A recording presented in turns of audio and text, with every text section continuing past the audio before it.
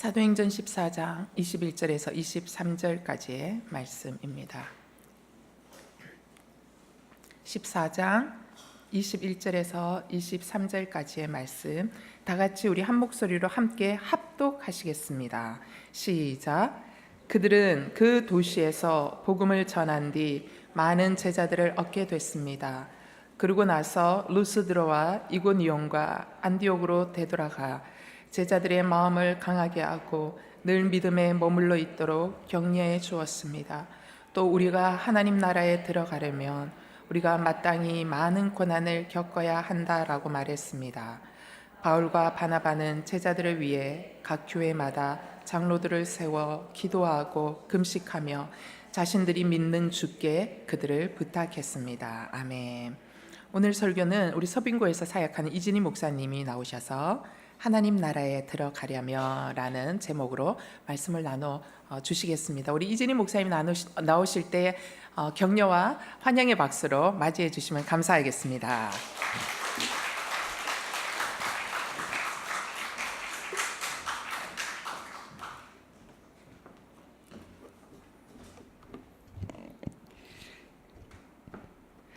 네, 이 자리에서는 처음 여러분들을 뵙습니다.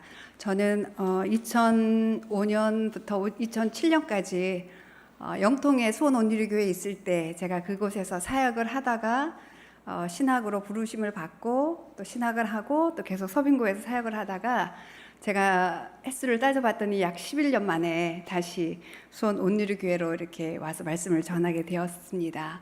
반갑습니다. 예. 지금 같은 시간에 서빙고 온누리교회에서도 지금 예배를 드리고 있거든요. 근데 저희가 수원 여성 예배를 드리기 전마다 저희가 모여서 기도를 합니다. 하나님, 이 시간에 비전 교회들 가운데서 수요 여성 예배를 드리고 있는데 그곳에도 주님 말씀으로 임하여 주시고 성령으로 임하여 주시도록, 누가 오셨는지 모르지만 하나님 정말 그곳에서 하나님을 만날 수 있게 해주십시오 기도했는데, 기도한 그분들을 또 만나게 돼서 반갑습니다. 여러분들은 저와 함께 믿음의 여정을 함께 가시는 분들이기 때문에 김정희 목사님께서 2달 전에 저한테 와서 말씀을 전하라고, 제가 바로 대답을 안 했더니 목사는 노가 없다고 그래서 목사가 돼서 다른 거는 확실하게 정말 노를 할 수 없다는 것입니다.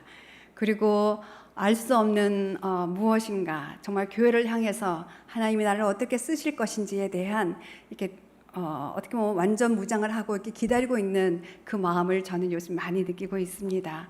오늘 이 시간에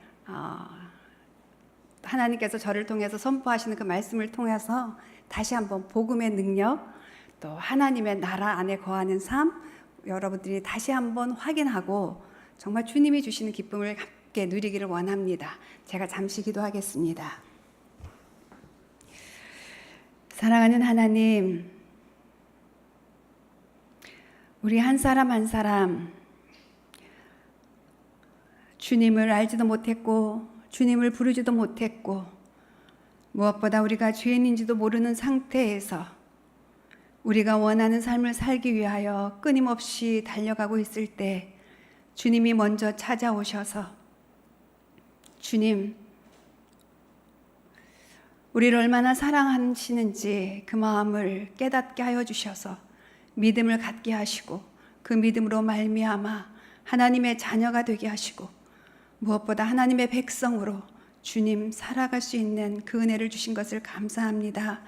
오늘 이 시간 그 은혜를 감사하며 다시 하나님 앞에 온전한 예배자로 서기를 원합니다. 주님의 말씀에 집중하게 하여 주시고 무엇보다 다시 한번 믿음의 눈을 열어주셔서 하늘의 지혜가 저희 가운데 임하기를 원합니다. 주님, 한 사람 한 사람의 영혼을 만져주셔서 특별히 수원 온누리교회가 주님의 말씀 안에서, 주님의 성령 안에서 더욱더 굳세워질 수 있도록 하나님 인도하여 주시옵소서. 주님께 모든 것을 맡겨드리며 예수 그리스도의 이름으로 기도합니다. 아멘. 아멘. 제가 지난해에 종교 500주년 이어서 종교 500주년에 관련된 책들을 좀 많이 읽었고요. 특별히 또 저희 팀들을 데리고 독일을 갔다 오게 되었습니다. 특별히 루터가 하나님 앞에서 엎드려 말씀과 씨름하고 또 그 당시 온 유럽을 지배하고 있었던 잘못된 믿음에 저항해서 질문지를 붙이고 또 그곳에서 제자들을 가르쳤던 그 도시를 갔다 왔는데요. 갔다 와서 계속 저 안에 질문이 있었습니다. 하나님, 이 시대에 내가 루터처럼 살려면 어떻게 할까요? 이 시대에 잠자고 있는 영혼들을 깨울 수 있는 길이 있다면 저는 무엇을 해야 할까요? 그때 저한테는 한 가지 깨달음이 왔습니다. 루터가 질문했듯이 너도 질문하라고. 제가 교회에서 사역을 하면서 특별히 성경을 가르치면서 많은 분들에게 질문을 던집니다.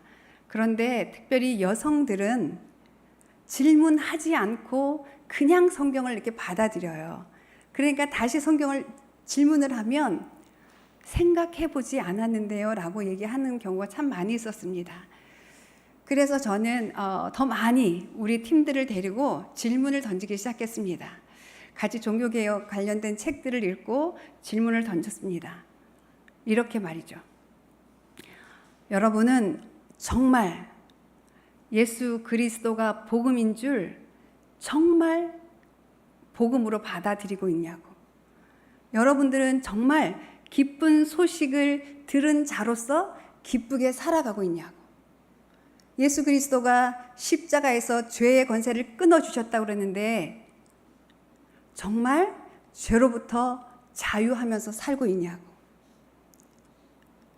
여러분들은 교회 밖에 있는 사람들, 예수를 알지 못하는 사람들, 그 사람들과 뚜렷하게 대비되는 그 삶을 살고 있냐고. 무엇보다 여러분들이 믿지 않는 사람들 속에 들어가 있으면 그 믿지 않는 사람들이 여러분을 보고 저 사람은 나랑 뭔가는 다르네? 그리고 당신은 어떻게 그렇게 살고 있냐고 물어보냐고. 여러분의 인격과 여러분의 도덕 수준은 교회를 다니지 않는 사람들과 확연하게 차이가 나느냐고. 무엇보다 이렇게 묻습니다. 여러분은 여러분들의 자녀를 믿지 않는 사람들의 자녀 양육 방법과 다르게 시키고 있냐고. 과연 이 대답에서 정직하게 대답하고 정말 나는 세상 사람들과 다른 기쁨을 누리고 다른 자유함을 누리고 다른 지혜를 가지고 당당하게 살고 있다고 말할 수 있는지 대답해 보라고 말했습니다. 이 질문은 매일매일 저한테 하고 있는 말입니다.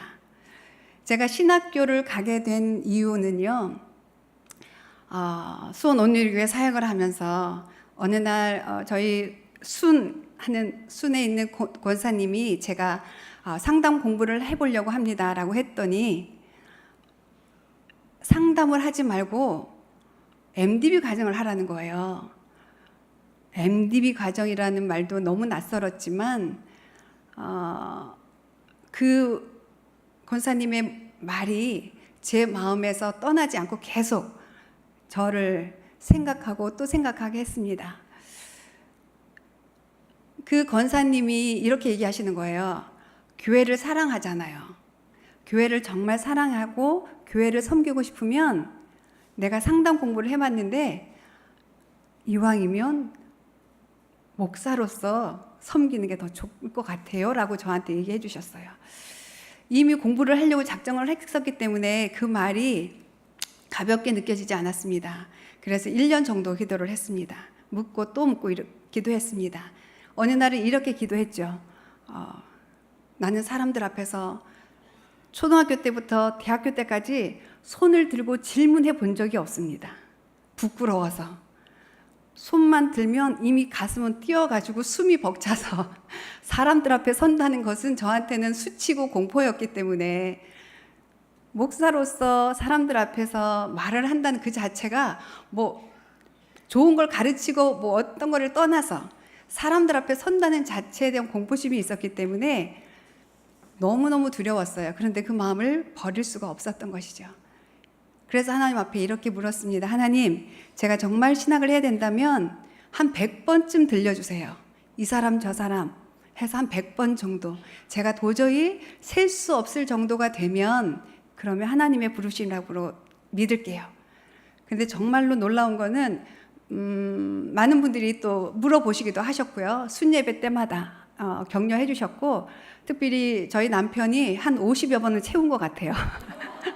그래서 제가 이렇게 세다가 이제 못 셀 쯤 이렇게 또 기도했습니다. 하나님, 제가 그때 영통에 수원 온누리교회가 있을 때 엘리베이터 앞에서 하나님, 저를 모르는 분이, 저를 처음 만나는 분이 저한테 신학을 하라고 얘기하면 제가 하나님의 음성이라고 들을게요. 그냥 이 기도가 나왔어요. 뭐 생각하고 기도하는 건 아니잖아요. 그런데 놀랍게 그날 서빙고 온누리교회에서 어떤 권사님이 오셔서 다른 목사님을 만나러 오셨어요. 이제 끝나고 저희가 점심을 같이 먹는데 권사님께서 우리 목사님이 저를 소개를 했더니 네, 이진희 집사입니다. 소개했더니 집사님도 신학을 하시겠네요. 이러시는 거예요. 예, 그 권사님이 여기 앉아 계시거든요. 그래서 하나님께서 제가 잘 모르는 권사님, 처음 만나는 권사님을 통해서 제가 신학을 하게 됐고, 그리고 정말 너무너무 재밌게 제가 때까지 공부했던 것보다 몇 배로 더 열심히, 그러나 너무 즐겁게 행복하게 공부를 할 수 있었습니다. 공부를 했을 때 하나의 주제를 가지고 저는 공부를 했습니다. 하나님, 성경을 읽어보니까 하나님을 사랑하고 이웃을 사랑하는 삶, 그것을 정말 하나님이 원하시는데 그게 어떻게 사는 건지 잘 모르겠어요. 저는 솔직히 그랬어요. 교회 나와서 열심히 정말 배우고 가르치고 봉사하고 열심히 했거든요. 그런데 저 안에는 제가 그렇게 잘 살아가고 있다는 생각이 들지를 않았거든요. 교회 와서 열심히 봉사하고 교회 와서 열심히 예배 드리고 이런 게 정말 하나님이 원하시는 삶이세요? 근데 이웃을 사랑하는 삶에서 제가 걸리는 거예요. 교회 온 사람들하고만 주로 지내는데, 그래서 교회 밖에 있는 어려운 이웃들이 보이긴 하는데 저는 갈 수가 없는 거예요. 제가 그런 삶을 살고 있지 못했기 때문에 제가 그 질문을 가지었는지 모르겠습니다. 그래서 신학교 3학년 내내 저한테는 그 주제 하나, 그 기도를 하면서 공부를 할 수 있었습니다. 그리고 그 공부가 바로 앞으로 만날 성도들을 향한 저의 섬김이라고 생각하고 열심히 할 수 있었습니다. 어느 날 3학년 이제 한 학기 남기고 되돌아보게 되었습니다. 내가 그동안 무슨 공부를 했는지. 네, 저희 학교는 모든 과목마다 마지막에 시험도 보고 10페이지 내외의 소논문을 쓰는 과제가 항상 주어집니다. 그동안 썼던 그 소논문 그 제목들을 제가 다시 한번 살피게 되었어요. 그랬더니 한결같이 구약을 했건 조직신학을 했건 신약을 했건 또 다른 예배학을 했건 저의 주제는 하나였어요. 하나님 사랑, 이웃 사랑. 그런데 그 말씀을 보는데 하나님이 저에게 깨닫게 하셨어요. 하나님을 사랑하는 것은 곧 하나님의 말씀을 존귀히 여기는 것이고, 하나님의 말씀을 존귀히 여기는 것은 그 말대로 순종하며 사는 것인데, 특별히 내가 사랑하는 자들에게 네가 가는 것이라고. 나는 가난한 고아와 과부와 나그네들을 사랑하느라고, 특별히 그들을 돌보기 원한다고. 놀라운 일이었습니다. 저는 신학 공부를 하면서 신학을 하면 뭐 대학부를 갈까 청년부를 갈까 이런 부서를 생각했지 어느 대상을 생각하진 않았던 것 같아요. 그리고 다시 성경을 정말 창세기부터 계시록까지 저와 뜻을 맞는 세 분이서 짧은 기간 동안 여러 번을 읽게 되었습니다. 성경을 여러 번 읽을 때 제 안에 말씀의 그 권능이 임한 걸 느낄 수 있었습니다. 그리고 놀랍게 제가 다시 서빙고 온누리교회 갔을 때, 사람들 앞에 섰을 때 제 안에 호흡이 가쁜 증상이 없어졌다는 걸 느꼈습니다. 지금처럼요. 제가 이 떨리는 것을 고치기 위해서 이렇게도 기도하고 저렇게도 기도하고 정말 많이 기도했었거든요. 심지어 침묵 기도를 들어가서 일주일 내내 이 문제를 가지고 씨름한 적도 있습니다.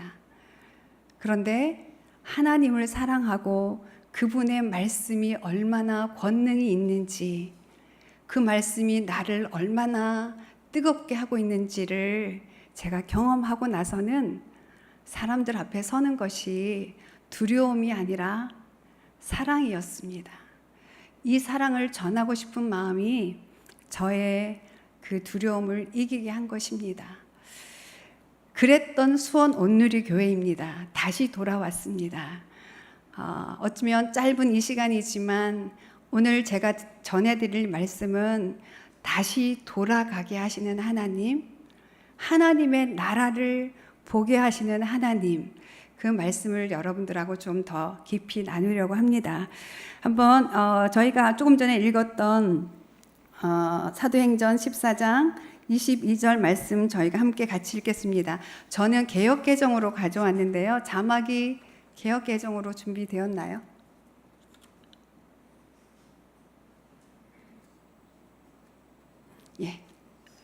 예, 14장 20절에서 21절로 해주십시오.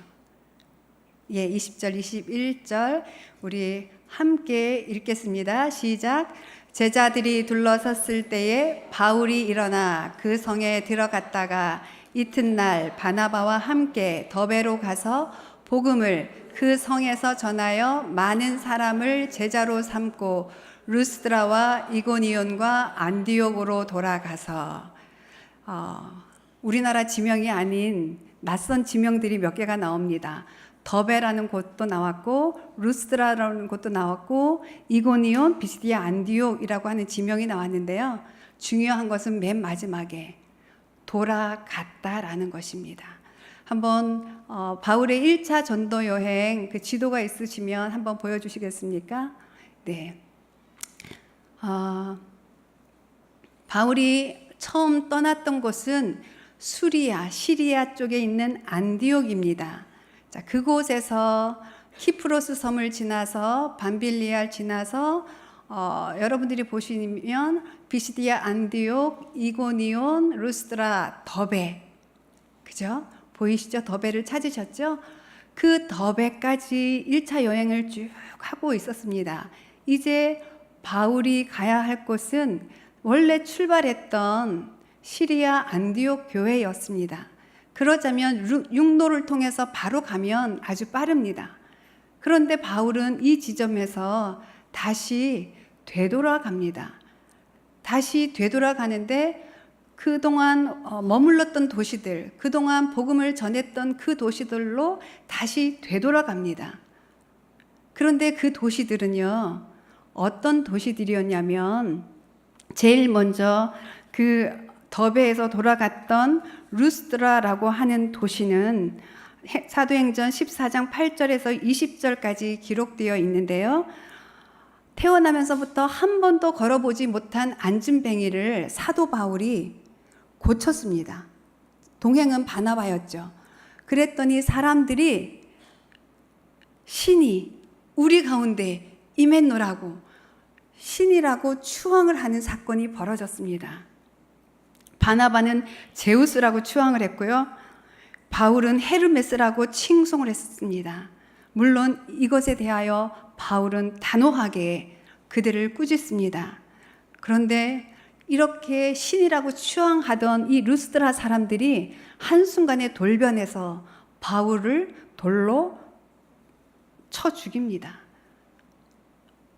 왜 그러냐면 유대인들이 그 루스드라에 와서 선동을 했죠. 이 사람이 위험한 사람이라고. 그런데 그 사람들의 마음이 한순간에 돌변해서 유대인들과 합작해서 바울에게 돌을 던져서 바울이 완전히 죽은 상태까지, 거의 죽음까지 가게 만든 그 도시였습니다. 사도행전 14장 19절에 이렇게 기록되어 있습니다. 안디옥과 이고니온에서 온 유대인들이 무리를 충동하자 그들이 돌로 바울을 쳐서 죽은 줄로 알고 시외로 끌어내치니라. 완전히 사람들이 볼 때는 죽은 상태였습니다. 그 다음에 돌아간 도시는 이고니온입니다. 이고니온은 사도행전 14장 1절에서 5절까지 기록되어 있는데요. 이곳에 가서 바울이 복음을 전했을 때 정말 많은 사람들이 복음을 받아들였습니다. 그러나 이곳에서도 순종하지 아니하는 유대인들이 이방인들의 마음을 선동하여 형제들에게 악감정을 품게 만들었습니다. 사도행전 14장 5절에서 6절에는 이방인과 유대인과 그 관리들이 두 사도를 모욕하여 돌로 치려고 달려드니 그들이 알고 도망하여 루가오니아의 두 성 루스드라와 더베와 그 근방으로 가서 두 사도를 모욕하고 돌로 쳐서 도저히 머물 수가 없어서 도망 나왔던 도시가 이고니온입니다. 세 번째로 돌아갔던 도시는 비시디아 안디옥인데요. 비시디아 안디옥에서도 비슷한 일이 벌어졌습니다. 이곳에서는 꽤 오랫동안 머물렀고 정말 전심으로 다해서 복음을 전했습니다. 사도행전 13장 44절에서 45절, 50절에 이렇게 기록되어 있습니다. 그 다음 안식일에는 온 시민이 거의 다 하나님의 말씀을 듣고자 하여 모이니 유대인들이 그 무리를 보고 시기가 가득하여 바울이 말한 것을 반박하고 비방하거늘 이에 유대인들이 경건한 기부인들과 그 신의 유력자들을 선동하여 바울과 바나바를 박해하게 하여 그 지역에서 쫓아내니 세 도시에서 어느 한 곳 바울을 우호적으로 받아들인 도시가 없었습니다. 지금 돌아가는 도시는 바울을 다 죽이려고 했던 사람들이 있는 곳이었다는 거죠. 그런데 그걸 알고 다시 돌아갑니다. 자기가 또 죽을 수밖에 없는 그 도시를 바울은 왜 돌아갈까요? 돌아가는 바울을 부활하신 주님이 이끄신 것을 우리는 사도행전 전체를 통해서 보면 알 수 있습니다. 왜 돌아갔을까요? 우리가 돌아가야 할 곳이 있습니다. 어렵지만 힘들지만 그곳에 내가 가야만 하는 곳이 있습니다.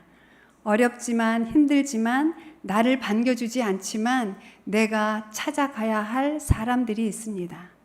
여러분들에게는 돌아가야 할 루스드라와 이고니온과 비시디아 안디옥이 무엇인지 이 시간에 성령님께 조용히 묻고 그 음성을 듣기를 원합니다.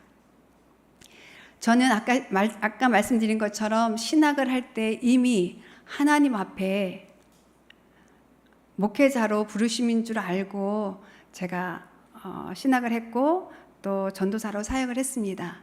근데 제가 전도사로 9년을 사역을 했거든요. 그동안 많은 분들이 저를 보면 목사님이라고 불렀다가 전도사라고 불렀다가 막 헷갈려 하는 거예요. 너무 오래되니까.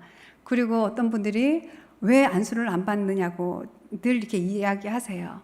그런데 제가 있는 여성사역이라고 하는 공동체에 이미 목사님이 계시고 전도사는 없고, 그래서 제가 전도사로 섬기는 게 더 낫고, 또 제가 생각했을 때 하나님 앞에 늘 저는 이렇게 기도했습니다.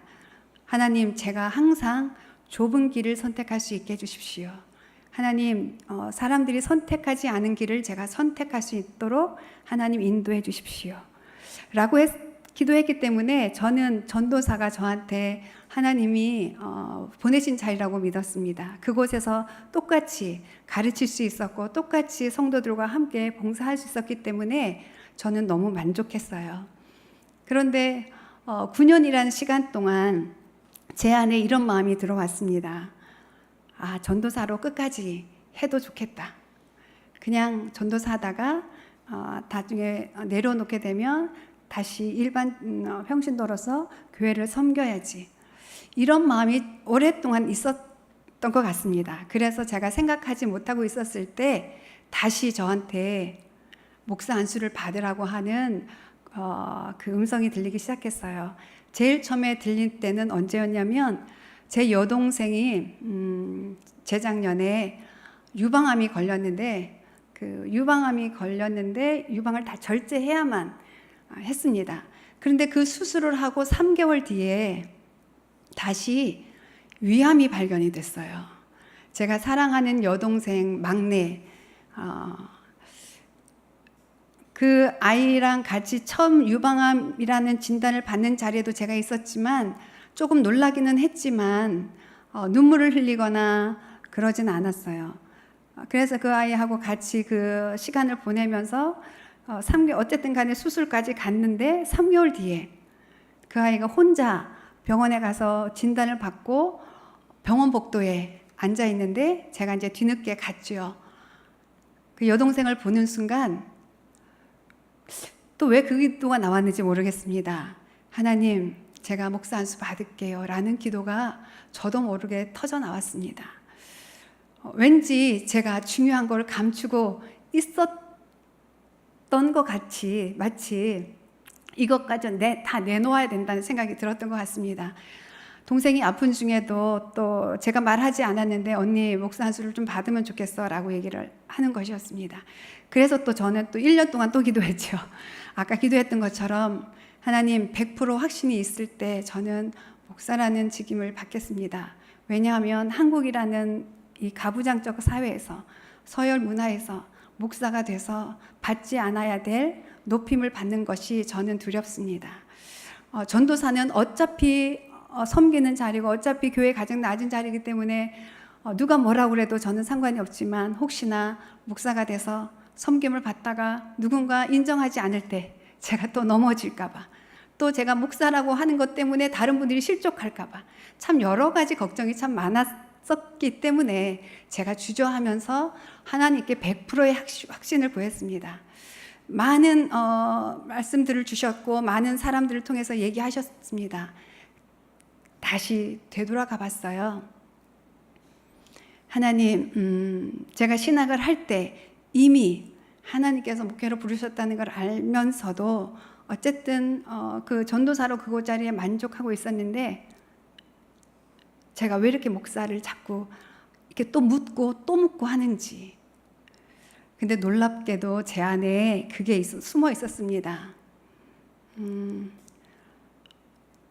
목사로서 책임을 지고 싶지 않은 마음, 한국 교회에 목사가 존경받지 않는 자리라는 것을 저는 너무 많이 듣고 느끼고 있었거든요. 다른 목사님들이 잘못한 사건이 신문에 나거나 또 같은 교회 목사님들의 조금 부족한 모습을 보면 마치 나는 안 그런 척 하고 있었구나. 숨겨진 제 마음이 드러나기 시작했습니다. 기도하는 중에 하나님께서 환난이 오더라도 네가 그 욕을 먹더라도 오해를 받더라도 네가 원하는 만큼 하지 못하더라도 네가 돌아가서 그 일을 하기를 원한다고. 그래서 제가 목사 안수를 이제 받기로 결정하고 고시를 받는데요. 참 놀라운 것은 목사 안수를 받기 전날 제일 사랑하는 남편이 저한테 비수를 꽂았습니다. 마치 보란 듯이 저의 결심을 무너뜨렸죠. 저희 신우가 큰 병에 걸렸는데 우리 남편이 갔다가 돌아왔어요. 저는 못 갔습니다. 다른 일 때문에. 그런데 제가 우리 남편한테 신우의 아픈 여부를 먼저 물어보지 않고 약속한 시간보다 늦게 온 것을 먼저 제가 이렇게 물었더니 저희 남편이 그게 너무 서운했나 봐요. 제 동생이 아플 때는 그렇게 노심초사하면서 우리 남편한테 같이 해주기를 바라더니 우리 누나가 아프니까 누나가 얼마나 아픈지 물어보지도 않고 늦게 온 것만 탓하는 저를 탓하는 것이었습니다. 저희 남편은 평소에 저를 칭찬을 엄청 합니다. 그런데 그날은 완전히 돌변해가지고 당신이 그렇게 아픈 사람들에 대해서 공감하지도 못하면서 목사가 되려고 그러냐고. 근데 그때 제가 완전히 우리 남편한테 제가 뭐라고 소리쳤을까요? 그러니까 내가 안 한다고 그랬잖아. 그러니까 나 같은 사람을 왜 자꾸 이렇게 하라고 그래. 남편이 너무 이렇게 계속 격려하고 잘할 수 있을 거라고 했거든요. 근데 제가 마지막에 그런 거예요. 그런데 남편이 그 말을 들으면서 제가 너무너무 부끄러웠습니다. 말할 수 없이 부끄러웠습니다. 아, 나라는 존재는 이런 존재구나. 내 동생 아픈 거는 가슴 아파해도 우리 신우 아픈 거는 똑같이 공감하지 못하는구나. 그런데 이 사건 때문이었는지 그 다음날 목사 안수식 때 가서 1부 예배가 있고 2부 안수식이 있는데요. 1부 안수식 그 예배 때 1시간 내내 제 눈에서 멈출 수 없는 눈물이 흘러내렸습니다. 나 같은 것도 하나님이 쓰시기를 원하신다는 그 은혜의 그 음성, 그 영광스러움. 제가 다시 돌아갔습니다. 어쩌면 저는 지금 몇 달 되지 않았기 때문에 목사라고 부르는 것조차 목사라고 부를 때마다 가슴이 덜컹덜컹합니다. 목사라고 부르면 나 아닌 것처럼 다른 데 이렇게 보기도 하고 그렇습니다. 그리고 설교할 수 있는 기회도 그렇게 많지 않기 때문에 이런 기회가 오면 정말 두렵습니다. 그러나 두려움보다는 정말 하나님이 어떻게 쓰실까 하는 기대감은 솔직히 더 많이 있는 것 같습니다. 바울이 돌아갔던 것처럼 마치 저를 부르셨던 그 첫 자리, 네가 목사로서 합당하게 살지 못했을 때 받게 되는 그 욕이나 오해나 그것도 다 받을 것이라고. 근데 정말 받고 나서 제가 우리 성도들한테 그런 오해를 받는 일이 생겼습니다. 다행히 마음의 준비를 하고 있었기 때문에 제가 견딜 수 있었지요. 바울이 다시 돌아간 것은 교회 때문이었습니다. 교회, 믿음이 연약한 교회 때문이었습니다. 자기 때문이 아니었고요. 내가 복음을 전해서 이제 막 세워진 그 교회를 세우기 위해서, 교회를 사랑하는 마음이 바울이 자신의 안위보다, 자신의 편안함보다 더 앞섰기 때문에 다시 돌아갈 수 있었던 것이죠. 그 교회를 굳건하게 세우기 위해서. 그런데 그 교회가 굳건하게 세워지기 위해서 무엇이 필요했냐면 2가지의 분명한 가르침이 필요했습니다. 그것이 바로 오늘 우리가 읽었던 사도행전 14장 22절에 나와 있습니다. 바울이 죽음을 무릅쓰고 가서 전해야 되는 2가지 메시지, 그것을 한번 다시 제가 천천히 읽어드리겠습니다. 바울이 제자들의 마음을 굳게 하여 이 믿음에 머물러 있으라 권하고, 또 우리가 하나님의 나라에 들어가려면 많은 고난을 겪어야 할 것이라, 많은 환난을 겪어야 할 것이라 하고, 크게 보면 2가지입니다. 마음을 굳게 하여 이 믿음에 거해라. 하나님의 나라에 들어가려면 많은 환난을 겪어야 한다. 근데 여러분 어떠십니까? 믿음 안에 거하고 계십니까? 긍정의 힘이 아닌 그 믿음, 예수 그리스도가 나를 위해서 십자가에서 죽으셨기 때문에 이제 나는 더 이상 죄의 종이 아니라 하나님의 자녀로 살아간다고 하는 그 믿음, 그 믿음으로 여러분 굳게 서 있습니까? 그 믿음이 이 강대상 위에서 목사님이나 선교사님이나 강사들을 통해서 계속적으로 선포되고 있습니까? 그것이 굳건한 교회라고 합니다. 믿음은 다른 말로 말하면 복음이라고 말할 수 있습니다. 복음, 기쁜 소식, 죄의 종이 아니라 하나님의 자녀라고 하는 그 은혜로 받은 그 소식, 그것을 굳건하게 갖고 있습니까? 환난을 받을 때에 환난을 두려워하지 않고 여러분들은 받아들이고 계십니까? 이 믿음과 이 환난을 피하게 하는 것들이 있는 것 같습니다. 흔드는 것이 있습니다. 믿음이 아니라 다른 것을 취하고 싶을 때가 있습니다. 특별히 저는 서빙고 온누리교회에서 마리아 행정과 무릎 선교 기도 모임을 제가 담당하고 있는데요. 기도에 대한 많은 가르침들을 봅니다. 특별히 성도들이 기도했을 때 응답하지 않는 그 일들을 만났을 때 너무너무 당황하는 것을 봅니다. 왜 내가 이래야 해요? 왜 나한테 이런 일이 벌어지죠? 라고 묻습니다.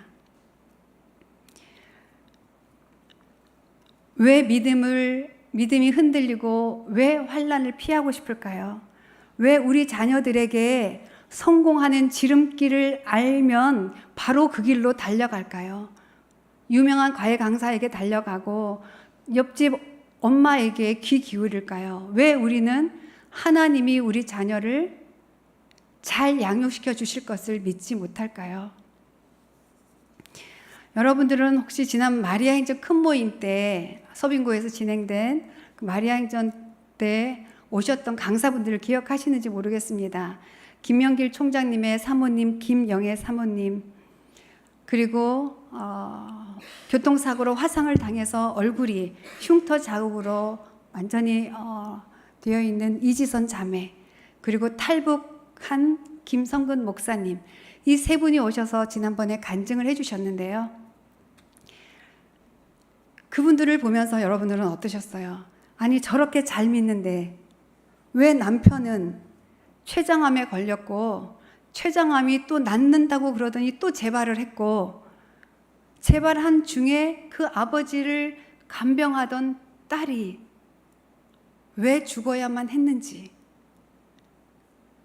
그런 상황이 만약에 여러분들에게 닥쳤다면 그래도 여전히 하나님은 살아계십니다.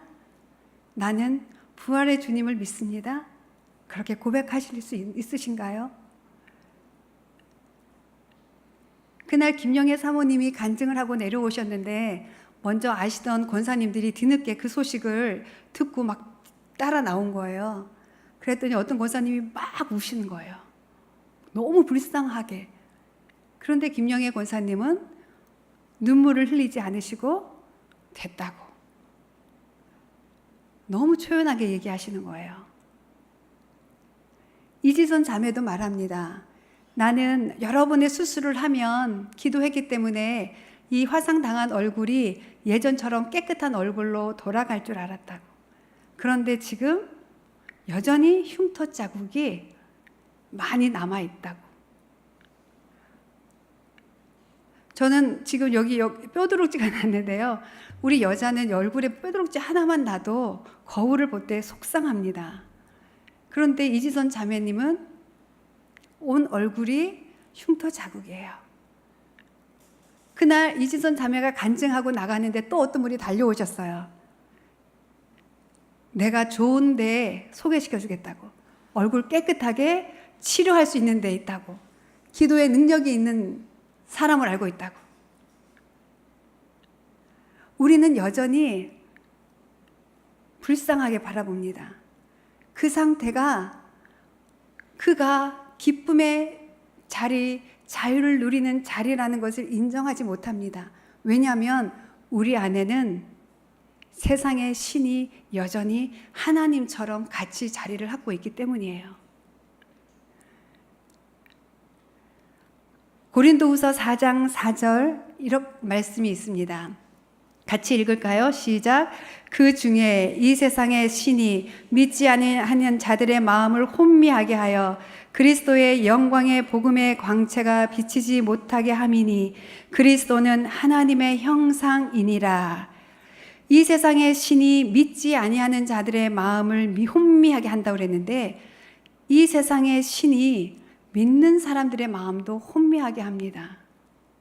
하나님을 잘 믿는 줄 알았는데 고난을 당하면 하나님 앞에 이렇게 얘기하는 거죠. 내가 이렇게 했는데 하나님 왜요? 과연 그렇게 말하는 사람들은 복음이 복음일까요? 예수 그리스도의 십자가에서 받은 그 은혜가 은혜일까요? 아닙니다. 은혜를 통하여 구원받은 자는 끝까지 은혜로 나가는 것입니다. 그런데 내가 이렇게 했는데요 라고 말하는 사람은 공로의식이 있는 것입니다. 내가 이 정도 하니까 나는 이 정도 복을 받아야 돼. 예수 그리스도의 십자가 필요 없다고 말하는 것이나 같은 말입니다. 은혜를 은혜로 여기지 않고 은혜를 나의 공로로 취해버리는 것입니다. 그것이 바로 예수 그리스도를 온전하게 믿는 믿음이 아닌 것이죠. 우리에게는 이 세상의 신이 돈이라는 이름으로, 성공이라는 이름으로, 명예라는 이름으로, 무엇보다 칭찬과 인정이라는 이름으로 교묘하게 우리의 마음을 차지하고 있고, 그래서 우리로 하여금 복음을 완전하게 복음으로 받아들이지 못하게 막고 있습니다. 기도를 했지만 응답받지 않는 수많은 사람들이 있습니다. 김영애 사모님이나 이지선 자매나 또 김성근 목사님, 그 목사님은 죽음을 무릅쓰고 탈북을 해서 지금 이제 막 교회를 개척해가지고 젊은 탈북 청소년들한테 복음을 전하고 있었어요. 그런데 병이 든 거죠. 그래서 이렇게 기도했죠. 하나님, 제가 수술하지 않고 기적적으로 낫게 좀 해주세요. 그런데 하나님은 수술을 받게 하셨고, 수술을 받는 중에도 온갖 고통을 다 느끼게 하셨고, 지금도 유리 같은 몸을 가지고 살게 하셨다는 것입니다. 그들의 믿음이 부족했을까요? 그러나 그들은 고백합니다. 특별히 이지선 자매님은 이렇게 얘기합니다. 나한테 얼굴 깨끗하던 예전으로 돌아가고 싶냐고 물으시면 저는 안 간다고. 왜 그렇게 됐을까요? 그분들이 그 고난과 환난을 통해서 이런 고백을 하고 있는 것입니다. 고린도후서 4장 16절, 그러므로 우리가 낙심하지 아니하노니 우리의 겉사람은 낡아지나 우리의 속사람은 날로 새로워지도다. 우리의 속사람이 날로 새로워져서 날로 예수 그리스도를 바라보고 그분의 은혜로만 산다고 하는 그 고백이 나에게 나오는 것입니다. 제 동생이 암이 2가지가 걸렸는데 놀랍게 하나님이 그 아이에게 감사라는 말씀을 주셨습니다. 그래서 언니, 어느 날 내가 예배를 드리는데 하나님이 나한테 말씀하시는 음성이 들렸어. 감사하라고. 암을 2가지를 가지고 싸워야 하는 그 아이에게 하나님은 감사라는 말씀을 주셨어요. 그래서 이 아이가 완전히 바뀌어가지고 감사합니다, 감사합니다를 입에 달고 사는 것이었습니다. 저희 부모님은 엄청 충격에 쌓였죠. 그런데 전화만 하면 울먹거리는 그 엄마를 향해 내 동생이 엄마 참 감사해요. 근데 저랑 같이 여동생이 우리 가족 안에서 말씀을 선포하고 하나님이 우리를 지키시고 하나님 우리를 보호하신다고, 비록 암이 2가지가 있지만 하나님으로 인하여 기뻐하고 감사한다고 고백을 했을 때 저희 가정 안에는 그 어느 때보다도 정말 온 가족이 하나가 되는 것을 느낄 수 있었습니다.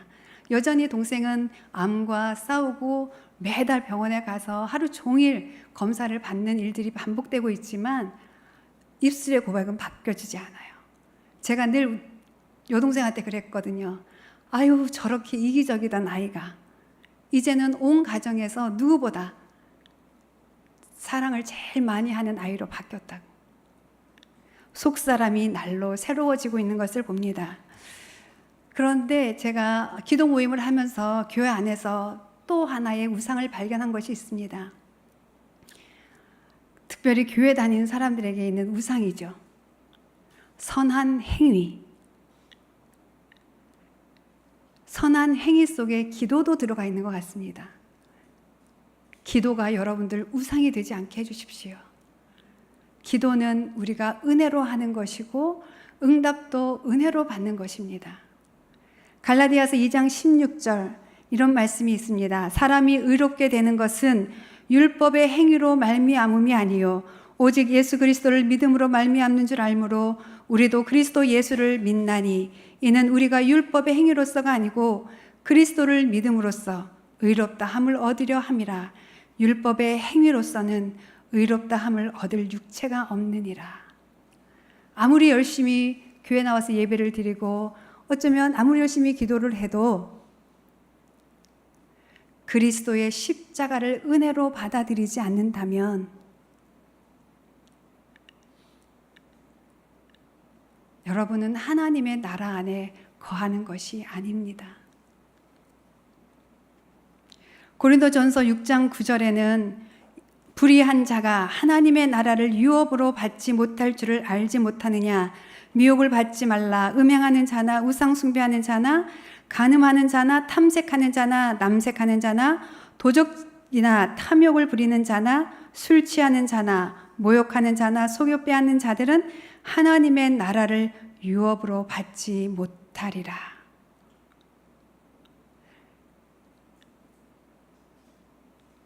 요한일서 5장 21절 자녀들아 너희 자신을 지켜 우상에게서 멀리하라. 자녀들아 너희 자신을 지켜 하나님처럼 여기고 있는 것으로부터 너희를 멀리하라 라고 하는 것입니다. 에베소서 5장 5절 너희도 정녕 이것을 알거니와 음행하는 자나 더러운 자나 탐하는 자 곧 우상 숭배자는 다 그리스도와 하나님의 나라에서 기업을 얻지 못하리니. 기도를 아무리 열심히 해도 탐심을 가지고 기도를 한다면 하나님의 나라에 들어갈 수 없다고 말합니다. 우상을 버리는 것. 우상을 버릴 때에 우리는 자기를 부인하는 일들이 일어납니다. 나를 부인한다고 하는 일이 얼마나 힘든 일인지 환난을 겪어보면 알게 되는 것이죠. 오해를 받아보면 아는 것이죠. 저는 작년에 아주 가까이 사역하는 어느 자매로부터 몇 개월 동안 무시당함을 경험한 적이 있습니다. 너무 사랑했던 자매인데 어느 순간 저를 못 본 척하고 저에 대해서 싸늘하게 시선을 거두는 자매를 보면서 정말 가슴이 아팠습니다. 그런데 그때 자기를 부인하는 게 뭔지 제가 조금은 경험한 것 같습니다. 이에 예수께서 제자들에게 이르시되 누구든지 나를 따라오려거든 자기를 부인하고 자기 십자가를 지고 나를 따를 것이니라. 내 안에 있는 우상을 깨뜨리는 일, 그것은 바로 자기를 부인하는 일입니다. 왜냐하면 내 안에 우상을 갖는다는 것, 성공이라는 우상, 돈이라는 우상, 자녀라는 우상, 나의 명예와 칭찬과 인정이라는 우상은 결국 나를 높이기 위해서 내가 만든 신이거든요. 그렇기 때문에 그 우상을 깨뜨리는 일은 곧 나를 부인하는 것이고 나를 부인하는 그 일이 바로 예수 그리스도를 따라가는 것이라고 말하고 있습니다.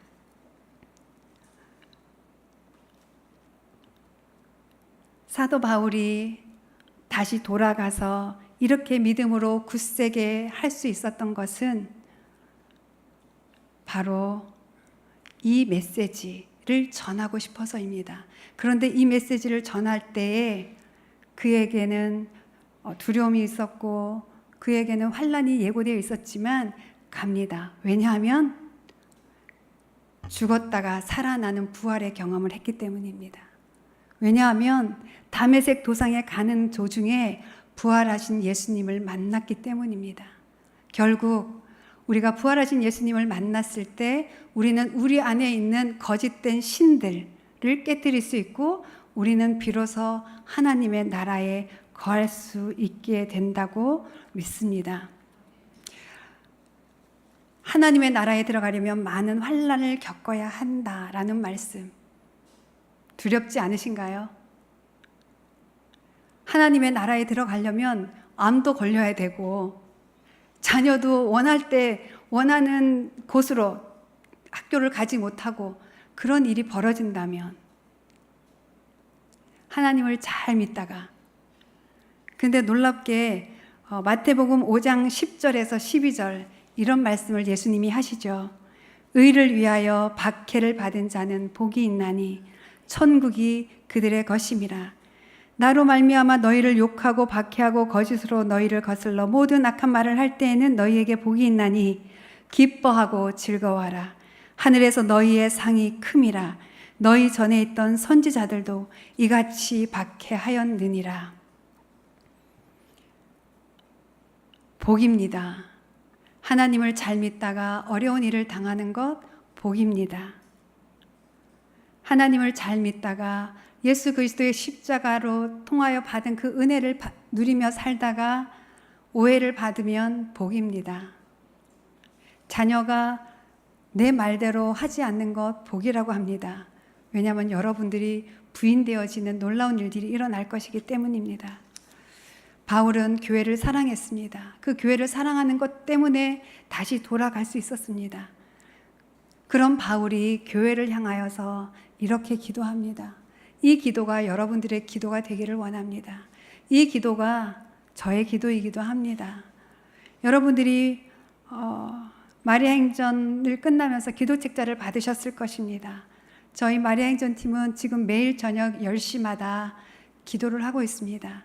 그 기도책자마다 각 영역 위에는 말씀이 있습니다. 그 말씀을 가지고 기도하는 그 일들, 그것은 바로 바울이 했던 일입니다. 마지막으로 여러분 에베소서 3장 14절에서 19절까지 바울의 기도를 우리가 함께 하겠습니다. 이것은 바울이 여러분을 위해서 한 기도입니다. 함께 읽겠습니다. 그러므로 나는 무릎을 꿇고 아버지께 빕니다. 아버지는 하늘과 땅에 있는 각 족속에게 이름을 주신 분이십니다. 그분의 풍성한 영광으로 그분의 성령을 시켜 여러분의 속사람을 능력으로 강건하게 해주시고 믿음으로 말미암아 그리스도를 여러분의 마음속에 머물러 계시게 해주시기를 빕니다. 여러분이 사랑 속에 뿌리를 박고 털을 잡아서 모든 성도와 함께 그리스도의 사랑의 넓이와 길이와 높이와 깊이가 어떠함을 깨달을 수 있게 되고 지식을 초월하는 그리스도의 사랑을 알게 되기를 빕니다. 그리하여 하나님의 모든 충만함으로 여러분이 충만해지기를 바랍니다. 아멘. 여러분 감사하십시오. 하나님은 여러분들의 믿음이 연약한 줄 아시고 바울과 같은 목회자들을 세워주셨습니다. 여러분 감사하십시오. 하나님께서 여러분들 환난 속에 함께하여 주셔서 여러분들이 자유를 누리지 못하게 하는 그 모든 거짓된 우상들을 깨뜨려 주십니다.